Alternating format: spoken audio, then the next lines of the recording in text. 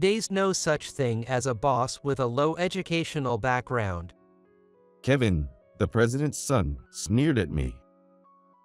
That's right. You're fired. The department head continued in a mocking tone. These are insults that I've been subjected to time and time again.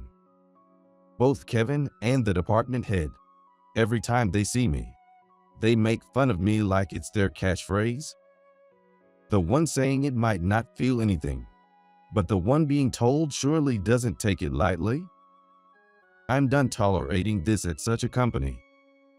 I'll make them regret mocking me. Understood. Being fired is fine with me. I resign effective today. I put my plan into action. My name is Mike Anthony. I'm an employee working for a mid-sized food wholesale company called Y Foods. I'm reaching almost 25 years of service. I've crossed the age of 50. Looking back, my life so far feels like it passed in the blink of an eye. Influenced by my father, becoming a professional boxer was my dream since childhood.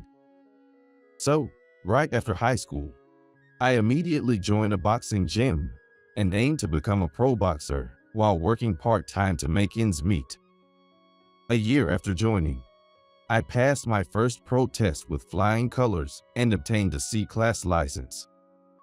With the license, I could step into the professional ring.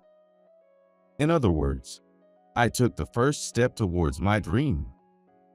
From then on, while working, I dedicated myself to boxing wholeheartedly. Day after day, I did my road work without fail, pounded the sandbag relentlessly. I wanted to become stronger, to become a boxer who could make a living just by boxing.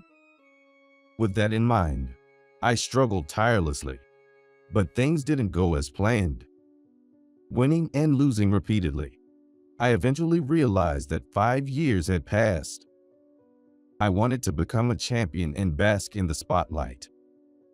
With that dream in mind, I endured rigorous training, but reality wasn't kind, and I ended up hanging up my gloves halfway through.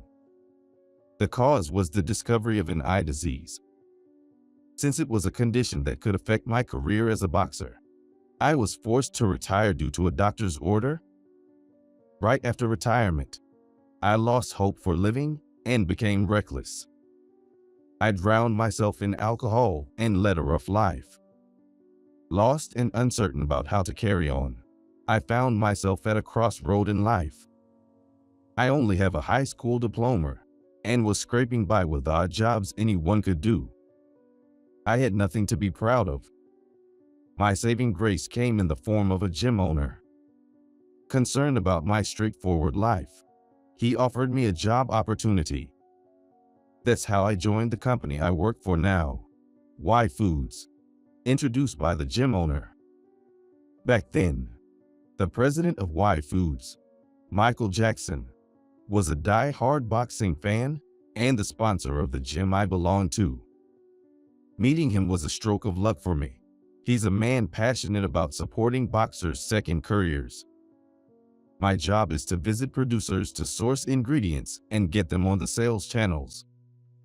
I lacked education and professional skills, so I had to leverage my own physical presence, tackling tasks head-on to build a track record.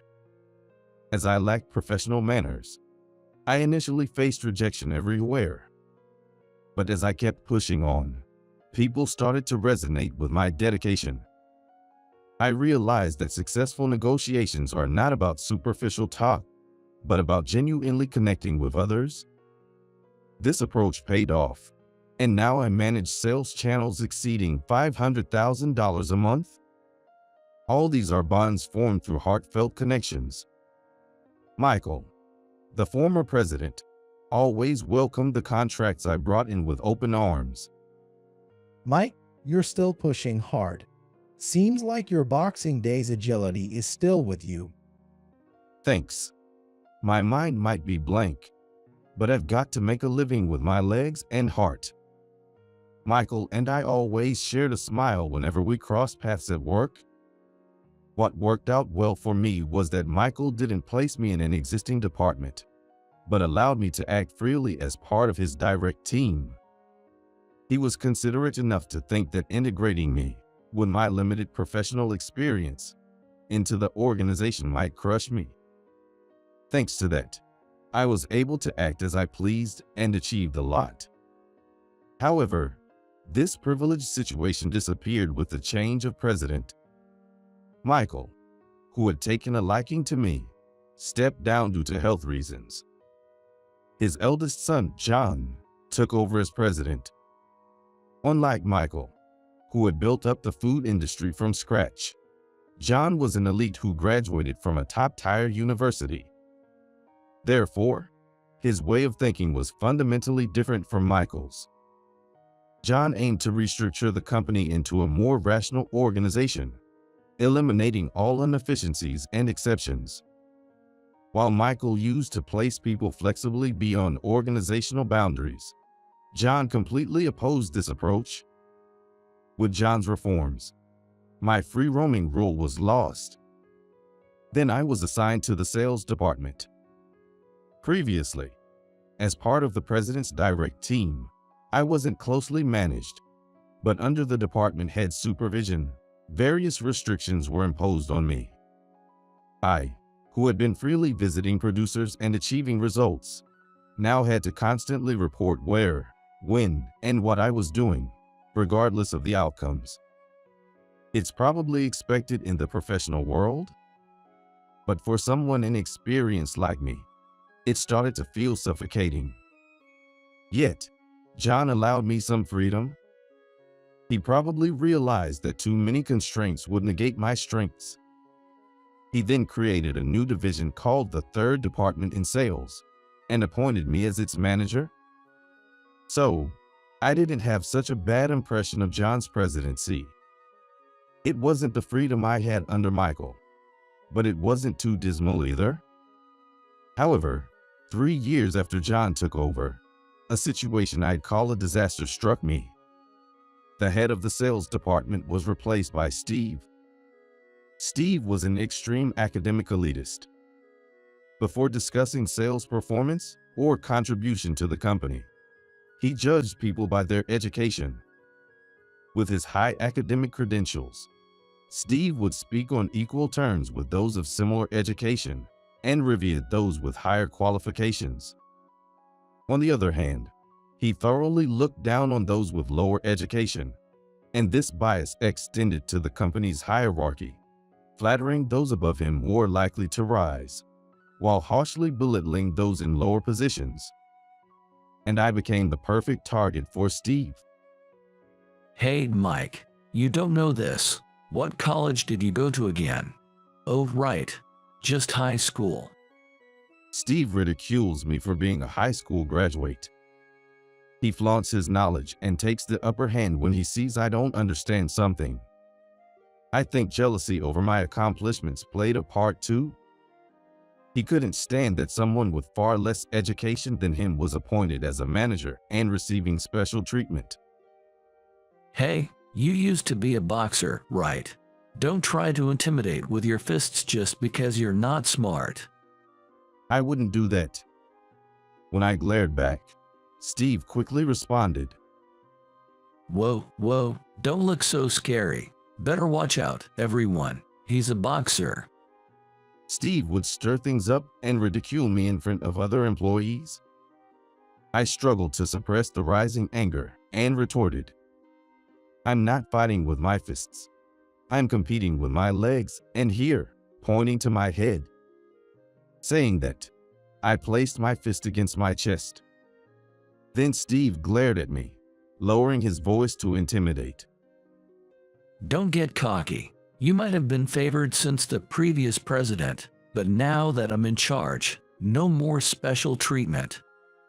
Until then, I had the freedom to visit any producer across the country. However, since Steve became the department head, I had to pay for all travel expenses myself unless I got his approval. For someone who built their reputation on legwork, this was a matter of survival. But this was just the beginning of the troubles. The next year, things got even worse. The president's son, Kevin, who got in through connections, was assigned to the sales department's 3rd division that I manage. Kevin is a high-achieving elite, adored by Steve. On top of that, he holds the unmatched title of the president's son. Being an elite and the president's son, it's natural that he's considered the next president. Sensing this, Steve was all over Kevin, trying to win his favor. On the other hand, Kevin, flattered by Steve, was on cloud 9.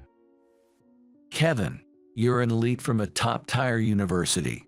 You obviously has deep insights. It's a world of difference compared to some boxing fool. Hey, Steve, who's the boxing fool? Steve pointed at me. That tough guy over there, trying to compensate for his stupidity with brute force. Stay away, or stupidity might be contagious. Steve was bad-mouthing me to Kevin, trying to instill a negative image. But you can't get into this company if you're dumb, right? You'd think so, but he's just a high school grad. Steve said that smugly, and Kevin smirked. Really? A high school grad as a manager? It's embarrassing to have a boss with just a high school diploma. Exactly. The former president liked boxing, so he must have been a special hire. Kind of a sympathy hire, if you will. And yet, he clings to that favor, shamelessly overstaying his welcome. Their conversation echoed through the quiet office. Steve spoke loudly, making sure I could hear, and Kevin matched his tone. Noticing my gaze, Steve smirked. I'm really worried, you know, Kevin. You've been assigned to the same 3rd division as a boxing idiot, without any consultation with me, the head. What on earth is the president thinking? Clearly, Steve was displeased with Kevin's assignment to the 3rd division. But I felt the same. I didn't want to babysit some privileged kid. Dealing with a high-flying, well-connected elite was the last thing I wanted. To me, Kevin was nothing but a curse. Hey, Mike. One day during lunch, as I was reading on my laptop, Steve called out rudely. His call was so rude that I approached with a scowl, and then Steve thrust his palm forward. Apparently, it was a signal to come no closer. I faced Steve with a resigned look. Listen, Kevin is not your subordinate, all right? Don't get it twisted.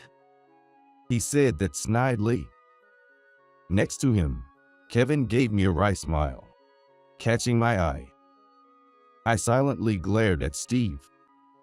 Then, as I shifted my gaze to Kevin, Steve stepped between us. Be careful, Kevin. This dumb boxer is quick to throw a punch. I felt my blood boil. It wasn't just an insult to me, but to all boxers. I had never used my fists outside the ring, but I couldn't help thinking how satisfying it would be to land a solid punch on Steve's face. Such thoughts crossed my mind. Steve, thinking I wouldn't retaliate, continued to taunt me with arrogance. I knew I shouldn't take the bait, yet my fists itched to respond. But no, that would be the end of everything. I managed to suppress the rising anger and walked away. Since Kevin joined, Steve's harassment intensified daily. Travel expenses were no longer approved, and soon even self-funded trips were restricted. Furthermore, Steve proposed simultaneously lowering the purchase price from producers and raising the selling price to retailers. The plan was to buy cheap from the producers and sell high to the clients, aiming to make a hefty profit. If we do that, we'll lose all the trust we've built. I protested fiercely. Trust. Don't make me laugh. Those farmers and clients probably think they can fool you because you're uneducated. Steve's words fueled my anger, and I felt my temples throbbing. That's not true. Our producers take pride in their work. We must fairly evaluate and purchase their goods at a reasonable price. That's the role of a wholesaler? I countered with reason. But Steve was dismissive. Stop talking nonsense. That's not how you make money in business. It's all about outsmarting each other. The smart exploit the foolish. The deceivers win, and the deceived lose. That's business for you. Steve was so focused on profit that he neglected the care needed for producers and retailers. A wholesaler that exploits for greed loses trust and will eventually be ousted from the market. Steve didn't get that. Meanwhile, Kevin mocked my face-to-face meetings with producers and retailers. Meeting in person is so outdated. Everything can be done online now. You really are from the old school. Plus, you're not the sharpest tool in the shed. I meet with producers to taste their products firsthand and understand the effort behind their flavors. It's about grasping hands with calloused fingers, seeing the wrinkles on foreheads, and sharing smiles, things only possible through personal interaction. I communicate and ensure that the retail stores understand the value of the sourced ingredients. To achieve this, building a trust relationship through direct meetings is essential. Kevin may think everything can be done online, but I disagree. My views are in direct conflict with those of Steve and Kevin, and this further deteriorated the relationship between the two parties.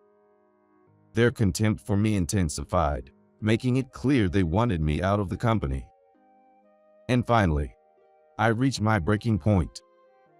As I was working in the office, the two of them approached as usual. A low-educated person shouldn't be a manager, right? Kevin said that, looking down on me. Exactly. You're fired. Steve continued with a mocking tone. I had endured these insults time and again. While the one saying it might not feel anything, it's unbearable for the one on the receiving end. My mind was made up, and I was ready. I was done tolerating this company. I would make them regret ever looking down on me. Is that so? Understood. I'll resign, effective today. My straightforward resignation seemed to surprise Steve and Kevin as they exchanged looks. Then, their expressions relaxed, and they burst into laughter. So, you're quitting. Finally, we're free from a low-educated idiot. Watching the two rejoice, I felt a sense of despair. But it wasn't for my future. It was despair for Steve, Kevin, and perhaps the future of this company. I submitted my resignation that day, and I put into motion the plan I had prepared before resigning. 3 months before resigning, I had a meeting with a contact from a company. This company operates a supermarket chain called S Market, which is part of S Holdings. S Market was the biggest client for Y Foods, and I managed most of the sales channels there. Moreover, if you include group companies, over 50% of Y Foods clients were under S Holdings. The person in charge at S Market approached me. They noticed my role as a bridge between producers and retailers and suggested that I consider changing jobs. If producers and retailers could connect directly, it would cut the intermediary margins paid to wholesale companies. Some of that saved money could then be passed back to the producers, benefiting both sides. This was S Market's proposal. However, establishing connections with top-notch producers is no easy task. It requires keen judgment and a trustful relationship with the producers. You won't understand their growing environment, peak seasons, or whether they use pesticides excessively without visiting them in person. That's why they saw fit to target someone like me who is well-versed in these matters. I agreed with S Market's approach and was positively considering it, waiting for the right moment. Exiting the wholesale stage would mean negotiating directly with the producers and arranging for distribution. Without careful planning and understanding, the project could falter. But I had built up trust over many years. This allowed me to prepare without much difficulty. And when everything was ready, the moment came. A month after resigning, I received a call from Steve. Mike, what the hell have you done? Steve's voice was furious. What happened? I knew what was going on but pretended to be unaware. Don't play dumb. You told the farmers to stop shipments, didn't you? He was right. After moving to S Market, I had contacted all the farmers I dealt with and halted their shipments to Y Foods. Instead, S Market would purchase directly from them. Is that so? That's unfortunate. But isn't that the farmer's decision? If there's someone willing to pay more, changing suppliers is just logical, right? I responded calmly, aggravating Steve further. I'm not talking about one or two cases. It's strange that all the farmers you were in charge of stopped at once. Steve ranted in frustration. No amount of yelling from Steve could faze me anymore. I calmly assessed the situation that was bound to happen and spoke the lines I had prepared. That's all there was to it. If I were the one calling the farmers and they agreed to it, would there be any problem with that? I asked coldly, and Steve could only groan in response. There was no issue here. The farmers I've worked with are free to decide where to supply their products. I've dealt with producers based on a relationship of trust. There's no obligation for them to supply Y Foods exclusively. You're out for revenge, huh? You're doing this because we made fun of you. Maybe I'm not as smart as you or Kevin, so I wouldn't know. My casual remark fueled Steve's anger even more. You, don't mock me. Call the farmers now and get them to ship the products, or else. Or else? What will happen? Or else we'll never buy from them again. Tell that to the farmers. His arrogance was astounding. Did Steve really think he was at the top of the food chain? It's not about buying from them. It's please sell to us. He doesn't understand that. He looked down on the farmers, the very starting point of the food chain.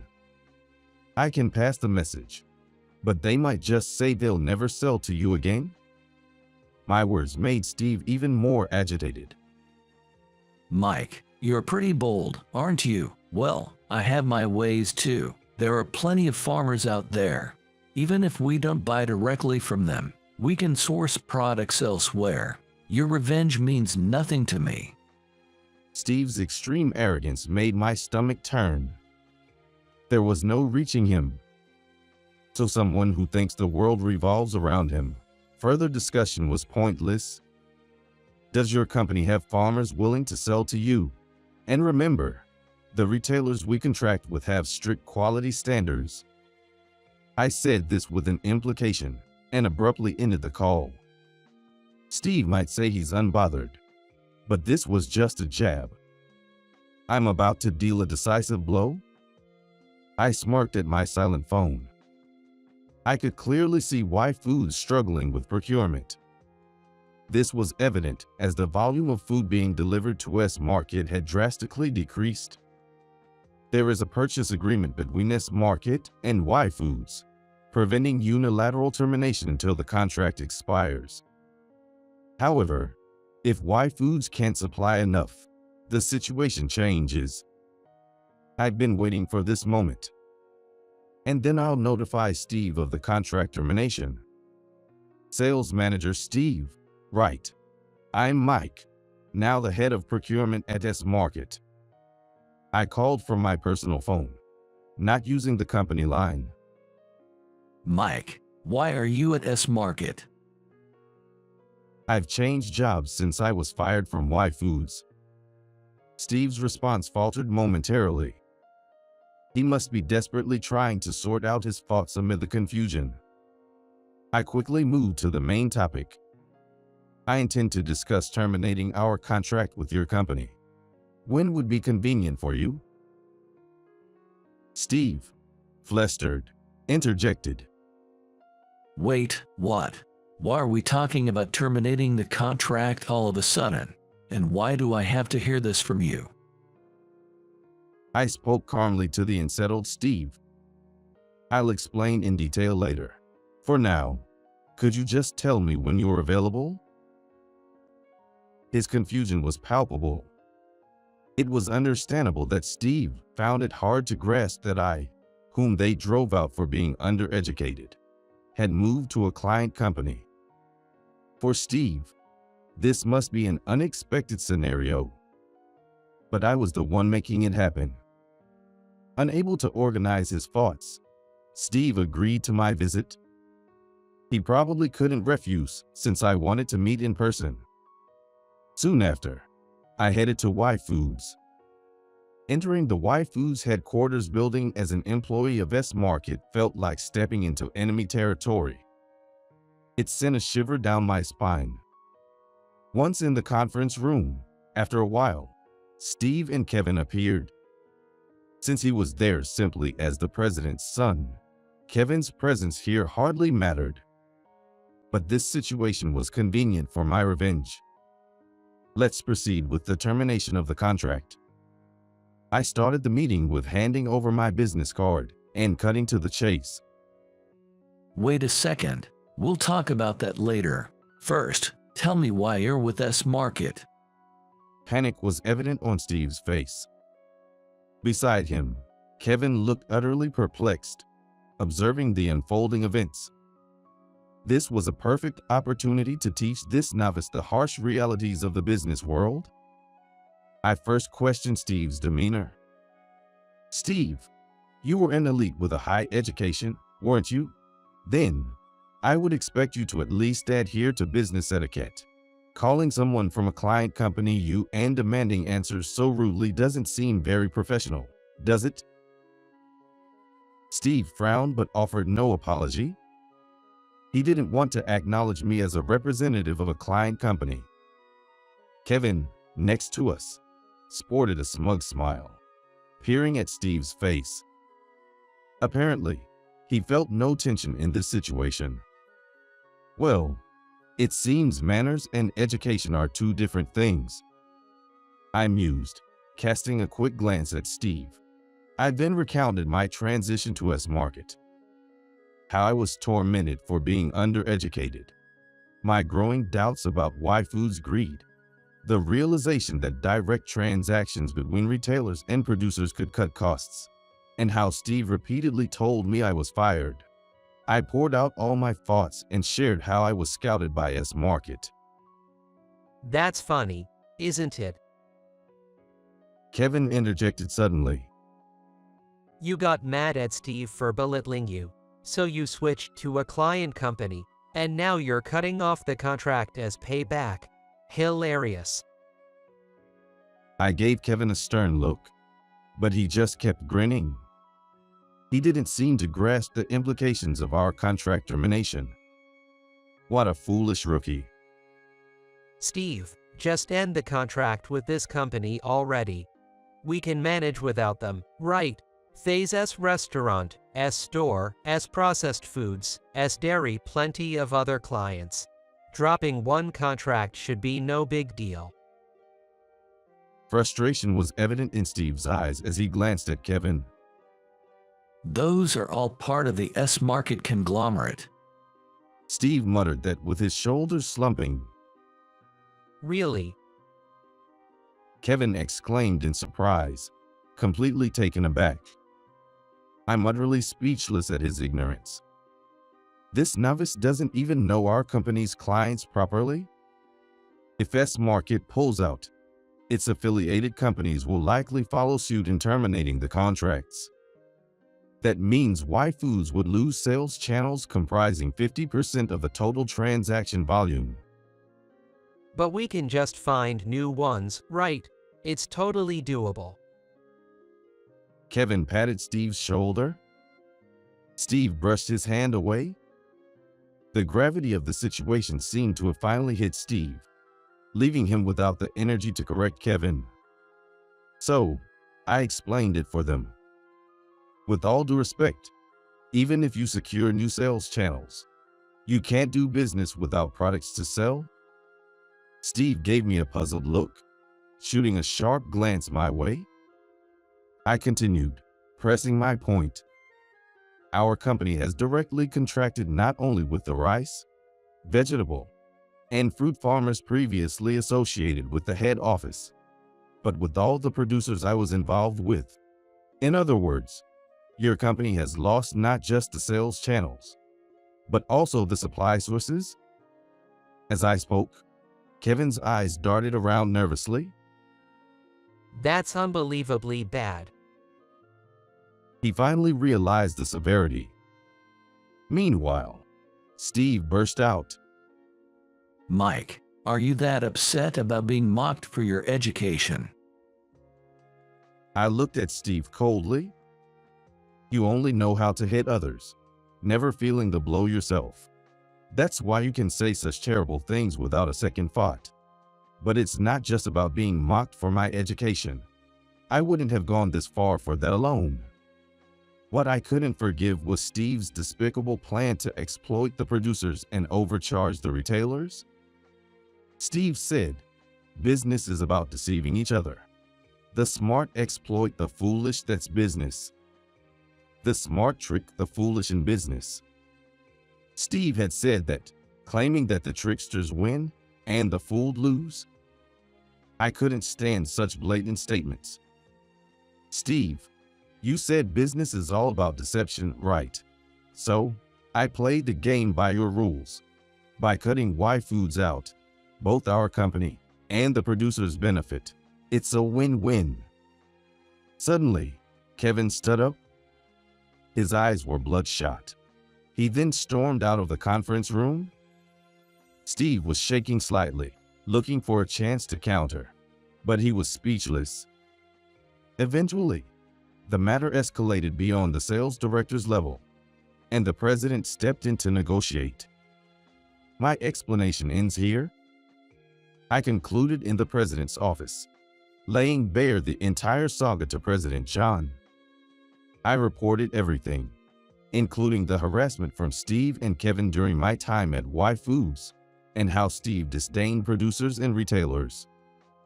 As my narrative unfolded, the president's expression grew stern, and he reached his limit. Get Steve and Kevin in here now. An irritated John demanded them to come over the intercom. What have you done? Apologize to Mike right now. Upon their arrival, he rebuked them. His furious demeanor was almost demonic. I'm sorry. Steve cowered under his intensity. Kevin looked on with a detached gaze.